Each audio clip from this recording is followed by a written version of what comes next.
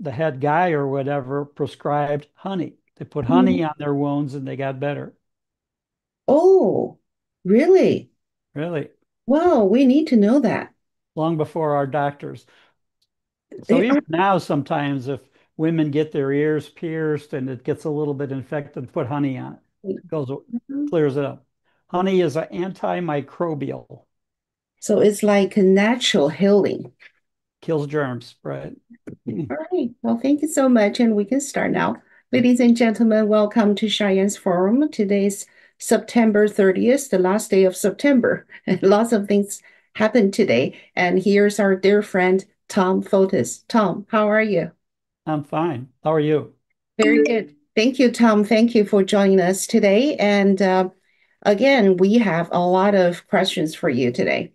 Before we start our program, I'd like to introduce Tom, my dear friend. He worked in FBI for 30 years and he worked as a system director of FBI for over 5 years, and he's retired now. Thanks again, Tom, for coming to our Thank you. podcast. Yeah, and so first thing first, meeting today, the high rank military leaders get together, and then we see the Secretary of War and President Trump give a remarks. What do you got from that? Did you see that? And what do Yeah, you? I watched it, and it's interesting that the Secretary of War, Pete Hegseth, was trying to reinstate rules and regulations that used to be in effect in 1990, Mhm, such as the weight requirements, the fitness requirements, and all of that. mhm, So, just being cynical, like I am, I mhm. think that the reason they called all the generals and admirals back is so that he could see them in person and see who's fat. Oh, you look like, right? That's cool. Now, it's So, interesting. Here's something else.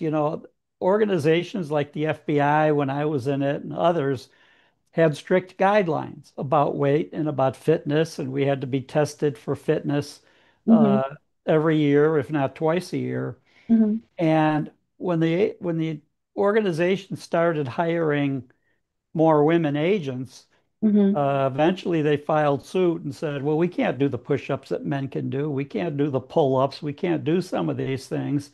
It's not fair. mhm. And the courts ruled it's not fair.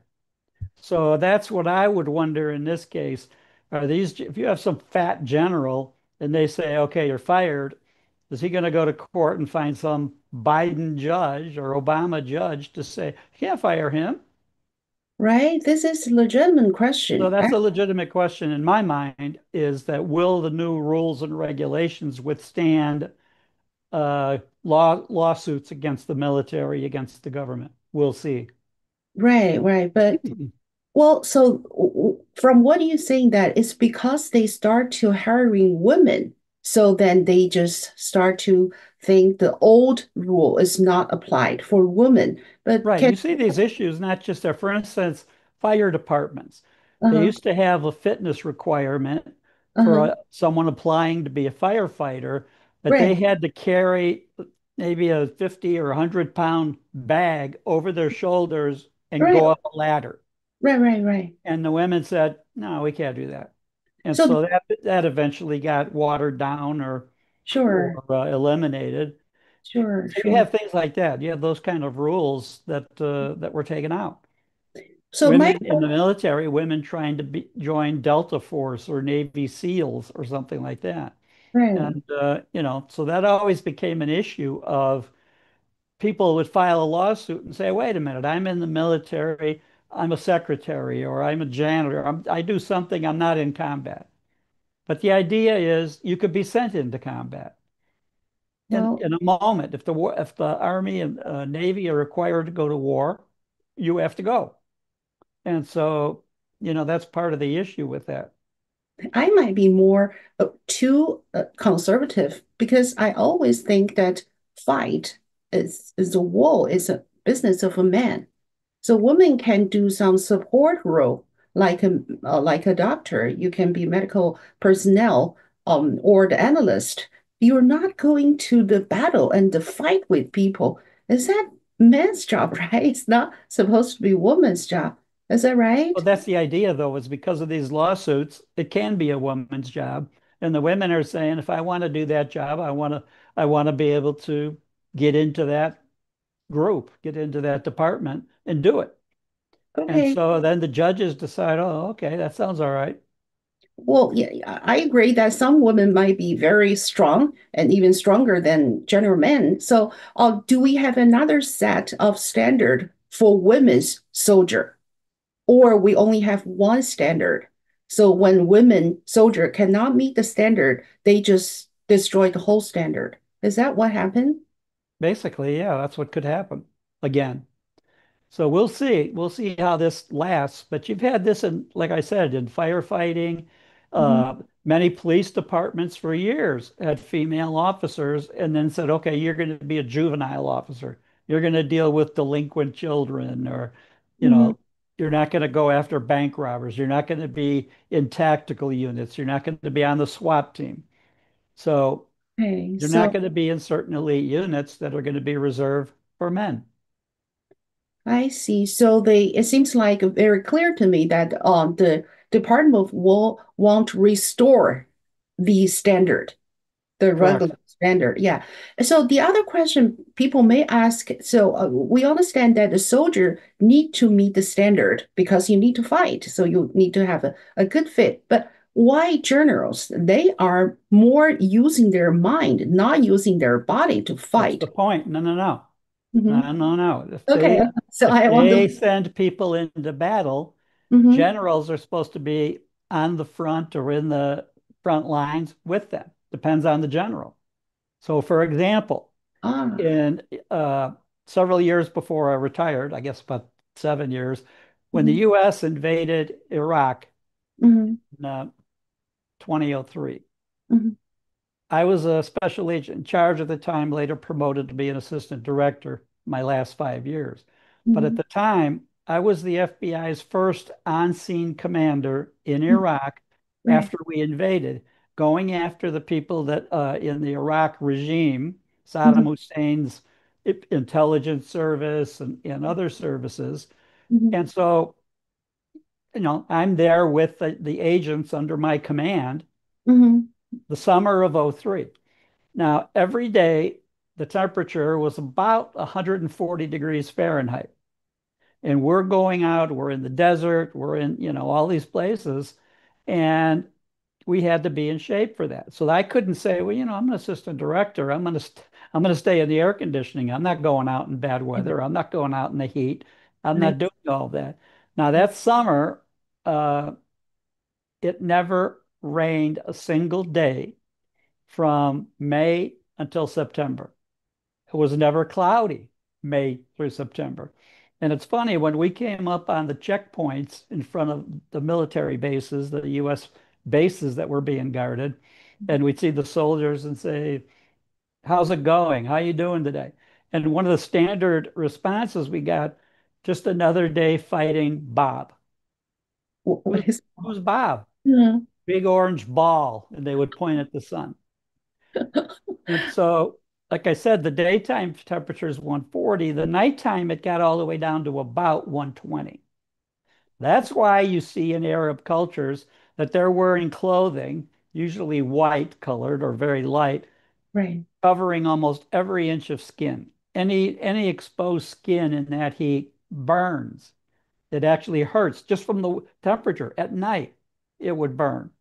So you would wear long sleeves, maybe gloves, hats, everything you could do to keep the sunlight off your body because it was so hot and physically painful as well as dangerous.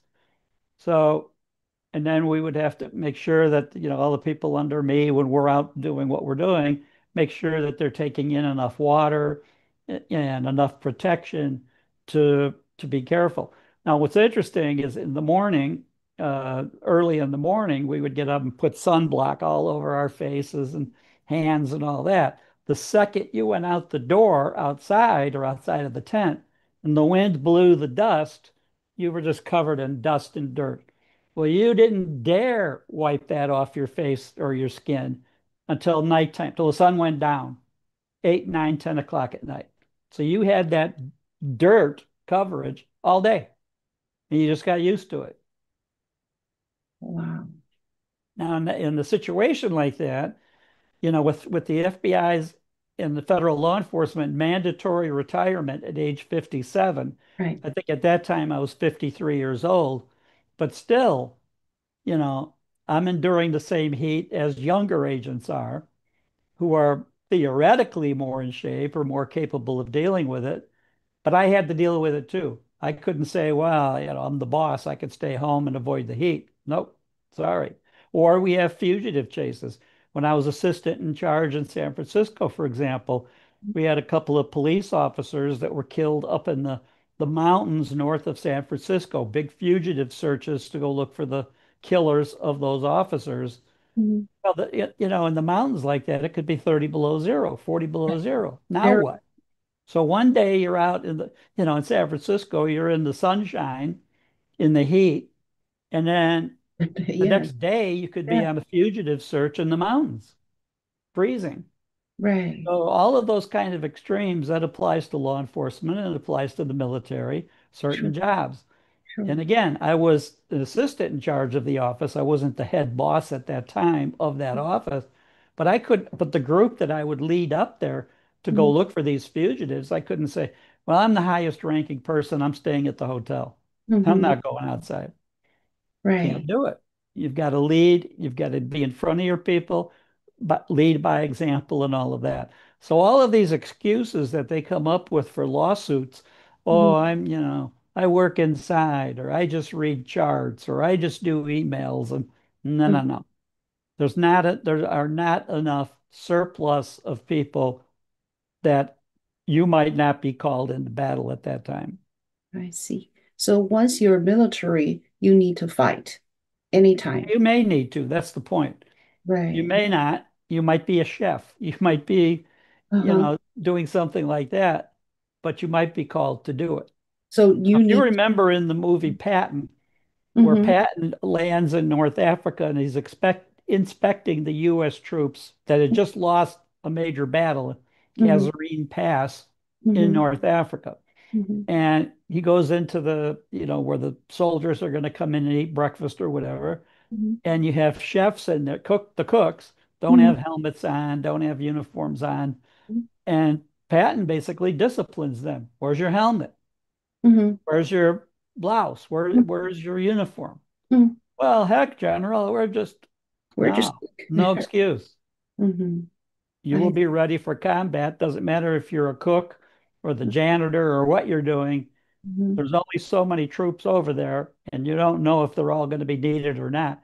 So you can't make up excuses or go to court, go find a judge that says, well, yeah, he's a cook. He's not going to go outside. The only danger is he might spill hot soup on himself. Oh, no, no, no, no, no, no. And I think that mentality Mm-hmm. in society in general has penetrated the military, especially over the last 10 years, let's say, Mm-hmm. more. And, basically the Secretary of Defense or Secretary of War now is saying no more. Yeah. Now, we'll see. We'll see how long it takes. Maybe by the end of the week, they'll have judges weighing in and say, oh, you can't do that. That's not fair. That's not nice. Mm-hmm. That's not woke. That's not whatever. We'll see. We'll Yeah. see.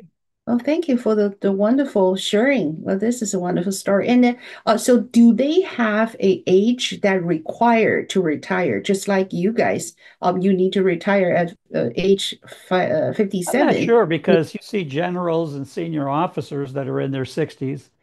So I Oh, don't know if they reach a limit where they have to. okay.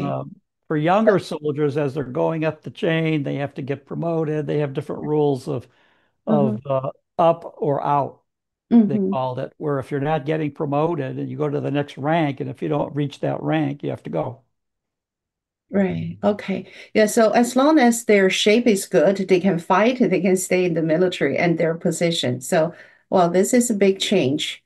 So people just wondering that if this is a high-ranking military gathering, so they are just suspect that we will have a war.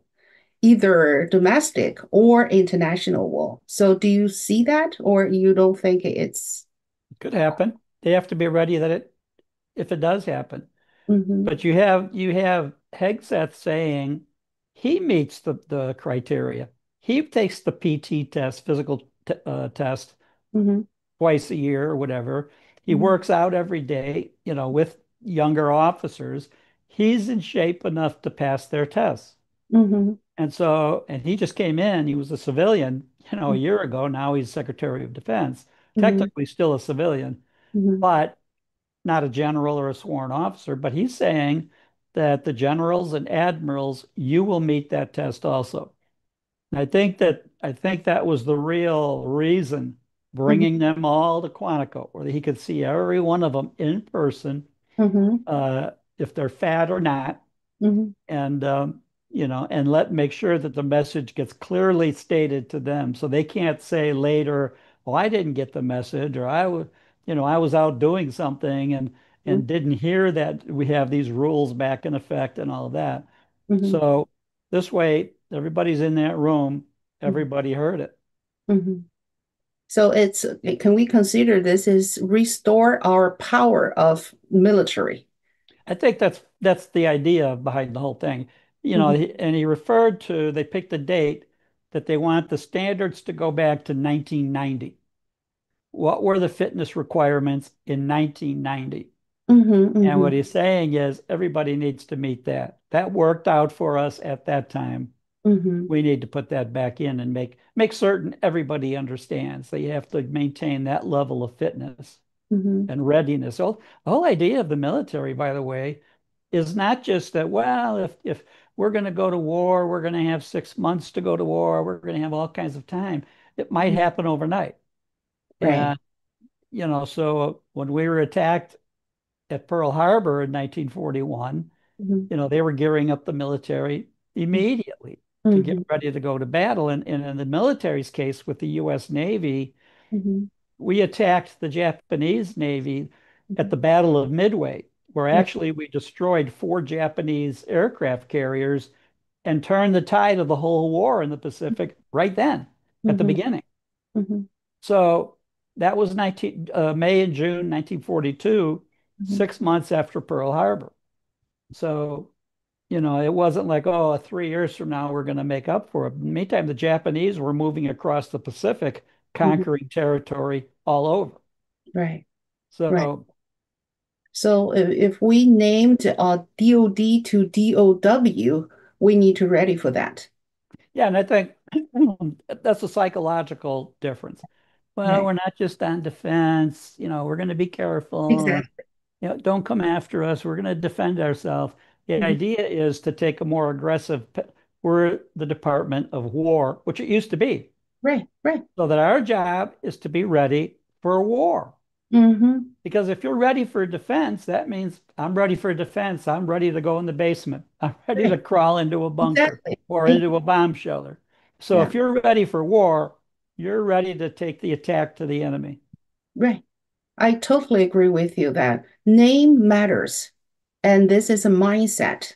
And we need to have that mindset.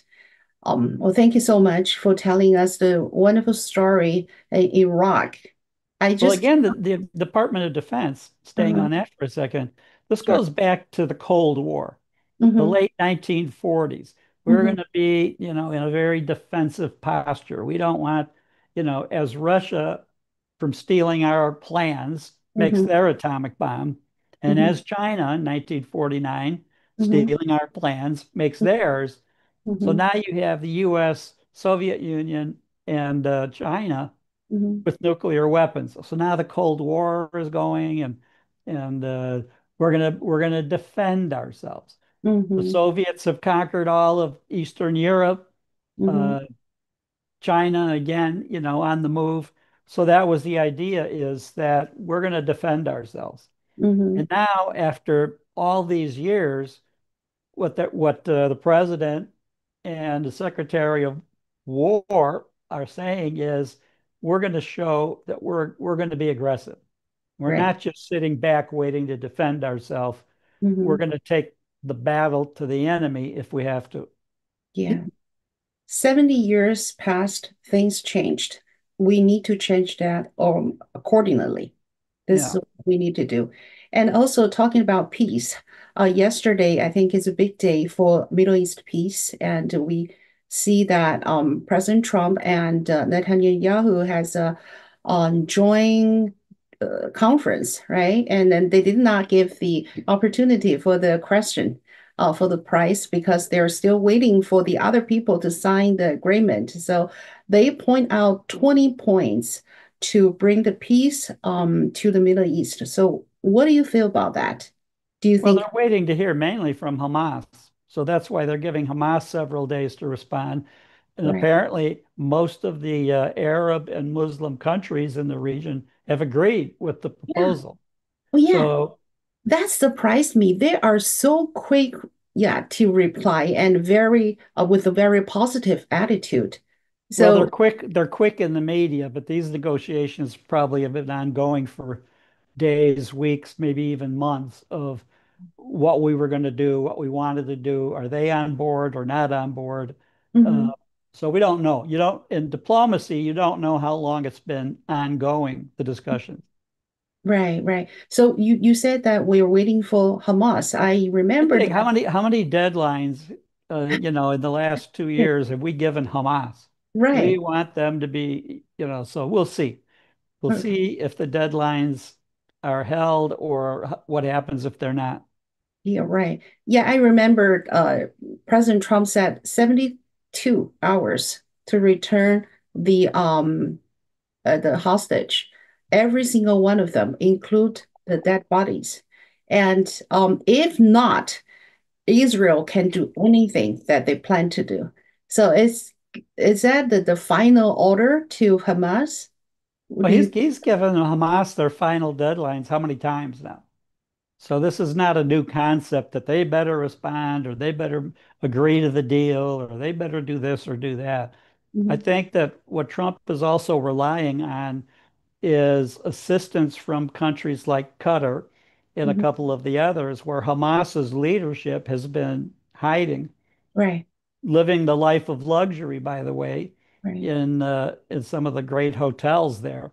I've Hmm. been to Doha, the capital of Qatar, several times, Hmm. and it's like Dubai and some of the other capitals in Arab countries where, they use their oil money and their other wealth to build beautiful hotels and beautiful waterfront areas and all of that. Now, it happens that we have one of the largest Air Force bases in Qatar, about 50 miles outside of town. I've been through that air base several times, and it's still there. So that was where, many of our people that went into Iraq, many went through Kuwait, and many went through Qatar, went through Doha. Hmm. So, and then we also had an intelligence center in Doha that stayed there throughout the war. So Hmm. much of the information being gathered in Iraq by our military, by our intelligence services, was sent into that intel center in Doha. Right. So, what do you think about the peace agreement for the 20 points? Do you think it's fair to Israel and the other countries? We'll see. We'll see what the reaction is. We don't know for sure what the full reaction is going to be. Okay.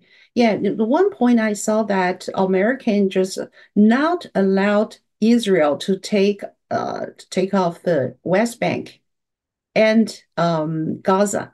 So West Bank and Gaza will be a part of Palestinian state. I just cannot imagine how Israel can agree with that. Well, I don't know. Maybe they're counting on the fact that Hamas and the other partners or the other entities won't agree to it, and then they won't have to. Won't be their fault. Ah, So we'll okay. see. We'll see what kind of, you Uh, know, 3D, 4D chess is being played on both sides. right. So it's not a done deal at all. It is just a developing story. Right, Well, still, yeah. right. Right. So seems like it's not that big deal. if that's the case, because we're not reached the final agreement yet. And Right. also, I'm thinking, even though we reach the final agreement, anytime they can break it, right? Probably. It's really hard to predict. Right. Yeah.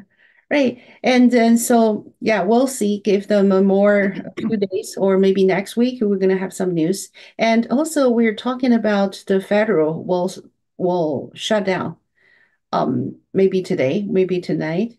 Um, so who are the victims if the federal shut down?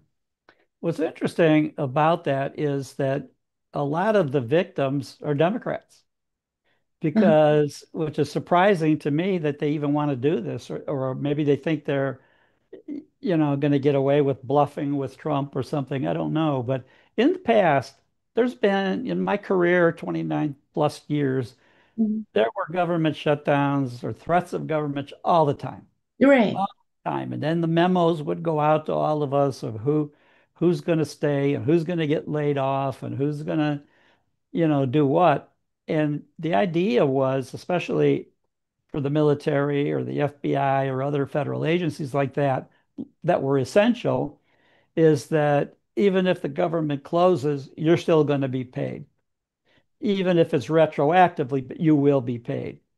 Now, the difference this time is that in the past, nobody ever threatened it as a way to eliminate agencies or Right. eliminate positions permanently. Hmm.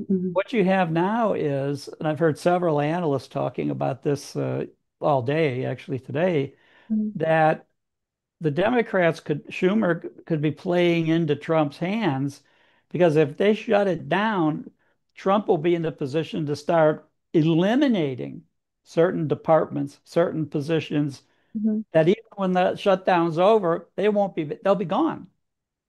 And a lot of the employees then might not be hired back or Right. reimbursed.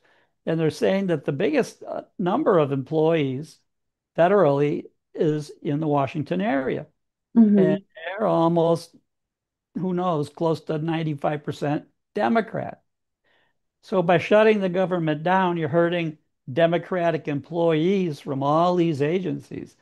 Now, the Supreme Court just ruled last week, or Hmm. maybe the week before last, but they just ruled recently that the president has the power to fire the heads of all these various independent agencies that are part of the executive branch. They're Hmm. executive branch positions. He's the head of the executive branch. So He can he fire them. yeah.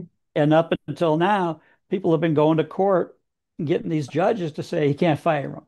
You Right, got right. to leave that, whether it's the head of FEMA or whatever agency it might be, he's got to leave them. Hmm. Now, that's that's been overruled by the Supreme Court. He does have the power. Hmm. So what's happened is that Trump has won all of these lawsuits that the Democrats have initiated. Really, they've lost just about every one. Yep. So all that's resulted is Trump becoming more powerful, having more say on who works where and how big these agencies are and what's going on. Mhm. So I think that we're going to see what happens here this week. If Schumer and the Democrats shut the government down, I think they're going to pay a big penalty. Hmm.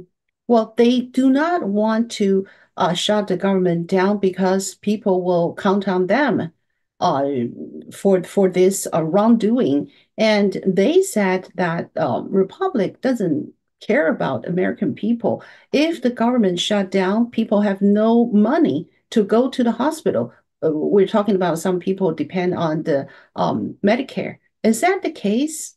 I think Medicare is still continue, right? Even the government was shutting down. Yeah, most of those services will continue. Right. Now, a big thing, the battle over the shutdown, which Hmm. is interesting, which is going to hurt the Democrats, is that the main issue that they're raising Hmm. is that they want about $1 trillion in spending to continue, not to be eliminated, as is currently going to happen.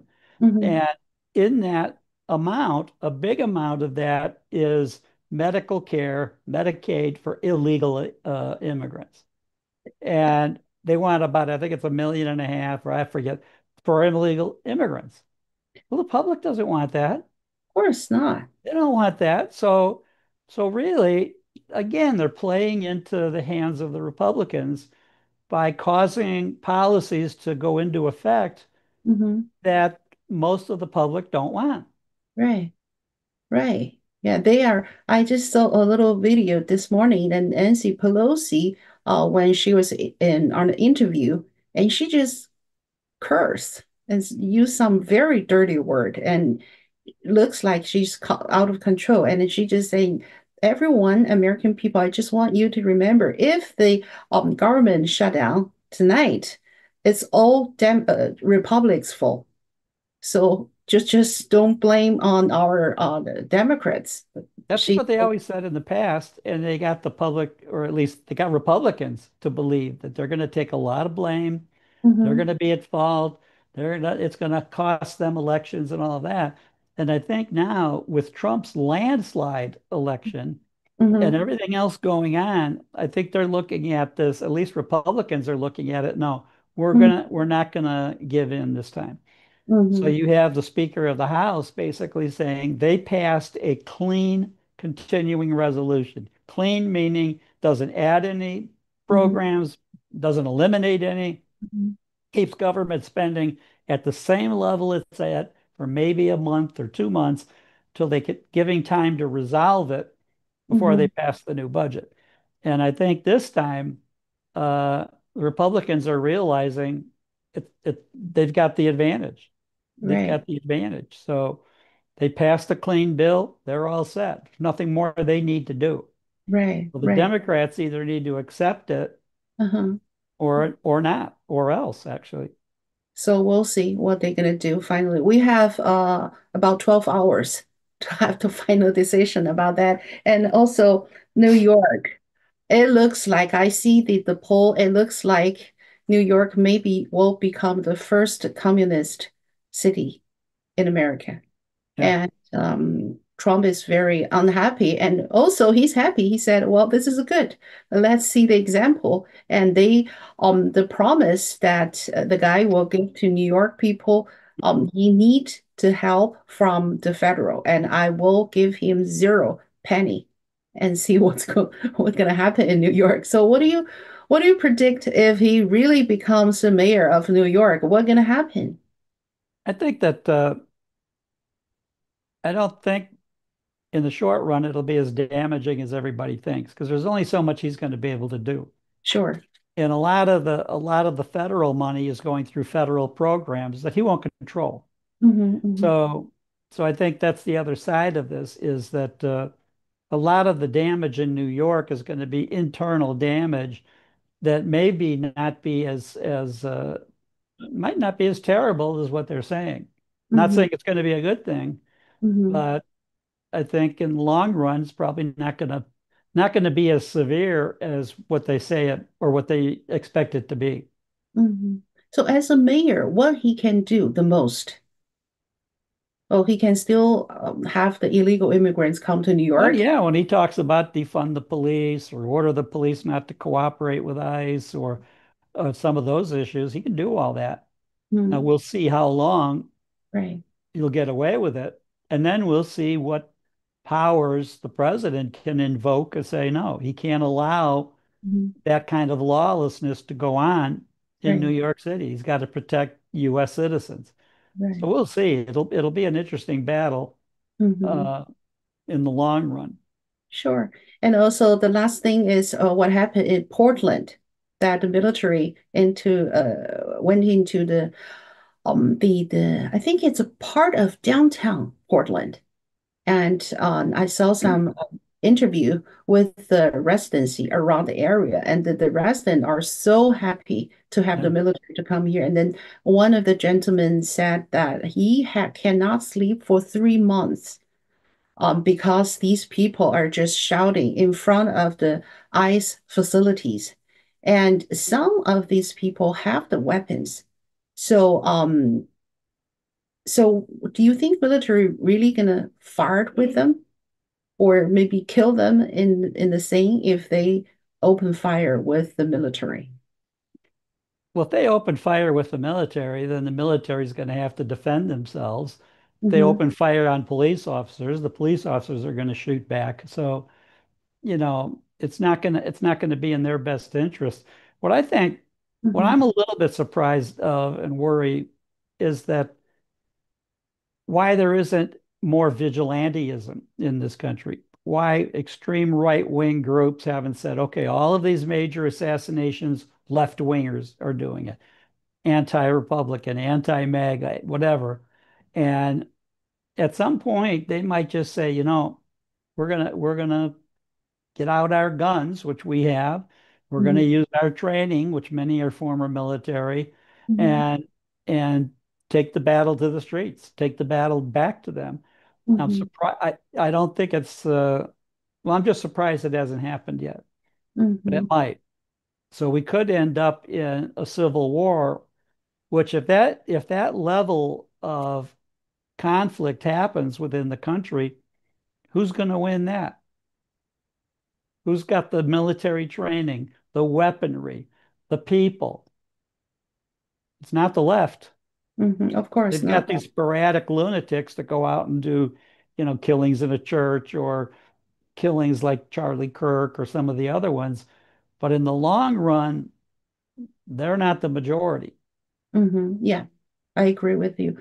And also, if you mentioned that topic, I'm thinking about the culture change during this 20 years. Do you think that the manhood of American people are just reduced?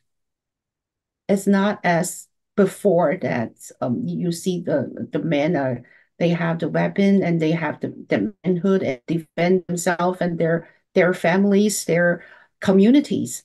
Right now, people are just like more soft, if we put a positive way to say that. But Yeah, you I look think I think you're right in a way. They're waiting to be rescued. something Come like on, President Trump, save us.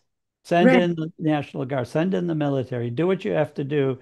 Don't right, let us have to keep enduring right, this kind of warfare against us that we right, can't protect ourselves or right. can't do any of that. And I think that I don't know. I think in the long run, people are only going to put up with that for so long.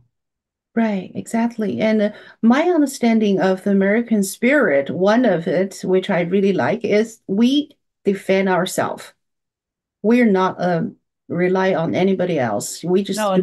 and that's the whole rationale behind the Second Amendment being passed Right, with the Constitution. You know, right, the first 10 amendments, the right, Bill of Rights, was right, basically laws that said, okay, these are your rights, and the government can't take them away. The right, government can't take away your free speech or freedom of assembly or right, religion. The government can't take your guns away from you right. because you have to be free to have guns if you want and form a militia. And I Mhm. think that's what could be next here is that we're seeing the battles on the street over freedom of assembly and religion and Right, those kind of issues. But I think that the issue with weapons is yet to come out. right, right.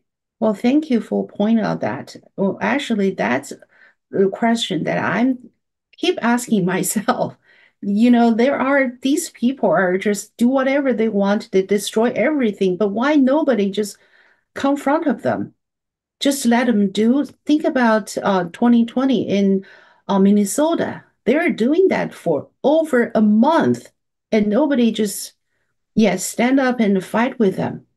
And everybody, well, typically everybody can have the gun. So why we just hiding? Don't understand. I don't So, either. I don't either. And I don't think it'll stay that way for the long run. And also we talk about the LGBTQ. I'm personally, if some adult is gay or whatever, it's their own problem. It's not my problem. I don't feel some different, but you cannot teach this to the kids. That's one thing. The other thing is the whole society is normalize this LGBTQ. You see the culture change accordingly. So the men are like more women and women like more men. It's just like all messed up. So I don't know, the manhood, where can we get back this manhood to protect ourselves? Good question. I Yeah. think that's what I'm talking about. That right now, the main issue, especially because of the actions of Obama and Biden, Mhm. was that groups, Proud Boys, some of these other groups that organized to do January 6th protests, Mhm. and then 1,400 of them go to jail for a couple of years and then finally get pardoned by President Trump and all of that. Right. But a lot of people around the country are looking at that. Wait a minute. You know, we didn't want this riot to happen. Hmm. And, then the net result of it was extreme against people that were mainly just trespassing. Hmm. So I don't know. I don't know how this is going to last for the long run. This kind of misinformation by the Hmm. media, Hmm. by Democrats, Hmm. you know.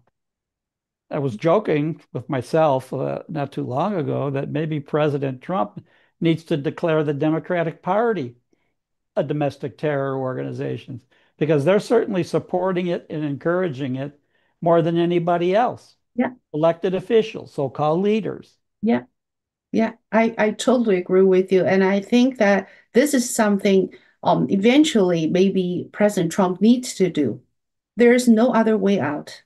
No matter how Republic wants to use the law and order to follow the Constitution, they don't care. They still do whatever they can Right. to against the law and order. So this is not someone that you can cooperate with. This is your enemy. So I remember today at Trump's remark, and he remind 3 times that the war can be domestic. And yeah, I think he meant it. Yeah. Yeah. All Yeah. right. Well, thank you so very much, Tom. It's a Thank lot. you. It's a lot of information today, even though we have 45 minutes, but lots of information, especially at Iraq, that your own experience. I just cannot imagine how people can live at that environment. And thanks again. Salute to you and our American heroes to fight for American and for the world. Thank you so very much. Thank you. Thank you. So I'll translate to Chinese as soon as possible. And oh yeah, I have some audience just say yeah, thank you so much. Thank you so much, Tom. And a good day to both of you. And just yeah, really appreciate yeah, your sacrifice and contribution to the country. Thank you. Yeah. Thank you. So see you next week, Tom. See you next.